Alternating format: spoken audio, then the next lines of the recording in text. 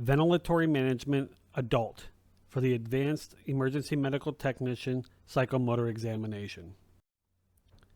Note: if candidate elects to ventilate initially with a BVM attached to reservoir and oxygen, full credit must be awarded for steps denoted by the double asterisk, so long as first ventilation is delivered within 30 seconds. Takes or verbalizes body substance isolation precautions. Opens the airway manually. Elevates tongue. Inserts simple airway adjunct, the oropharyngeal or nasopharyngeal airway. Note: examiner now informs candidate no gag reflex is present and patient accepts adjunct. Double asterisk. Ventilates patient immediately with bag valve mask device unattached to oxygen. Double asterisk. Ventilates patient with room air.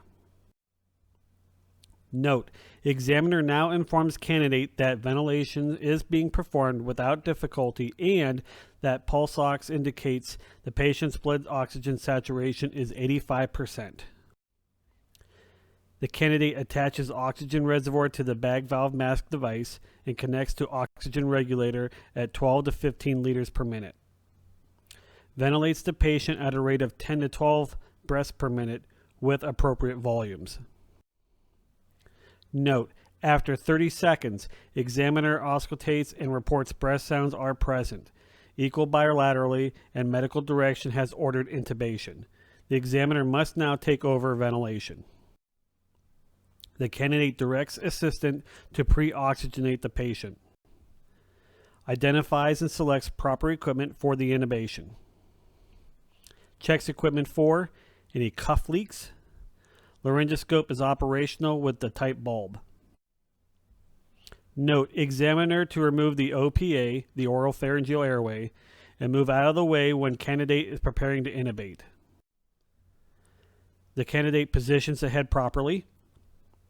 Inserts blade while displacing the tongue. Elevates mandible with laryngoscope.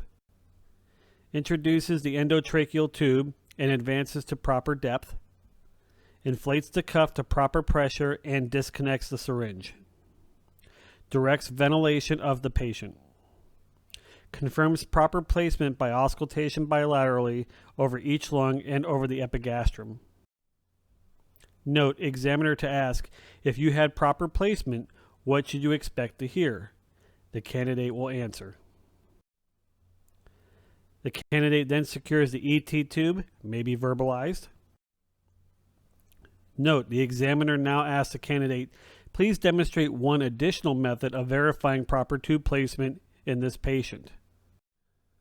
The candidate identifies and selects proper equipment, verbalizes findings and interpretations, checks the end-tidal CO2 detector, colorimetric device, or the esophageal device detection recoil.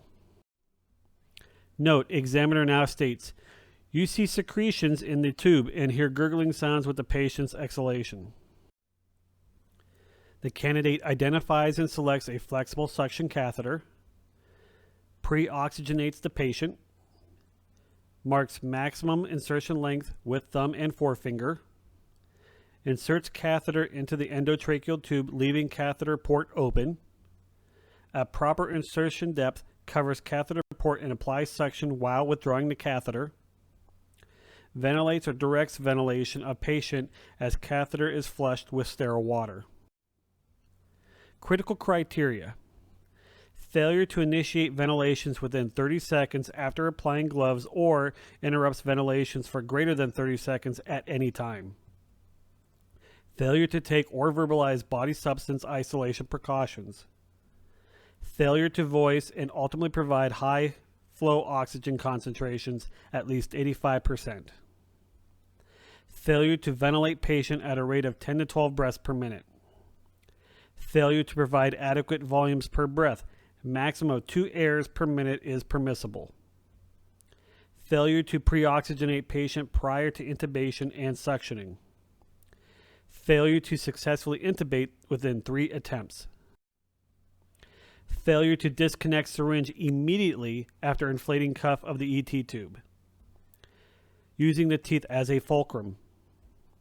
Failure to assure proper tube placement by auscultation bilaterally and over the epigastrum. If used, stylet extends beyond end of the ET tube. Inserts any adjunct in a manner dangerous to the patient. Suctions patient excessively. Does not suction the patient. Failure to manage the patient as a competent EMT. Exhibits unacceptable effect with patient or other personnel.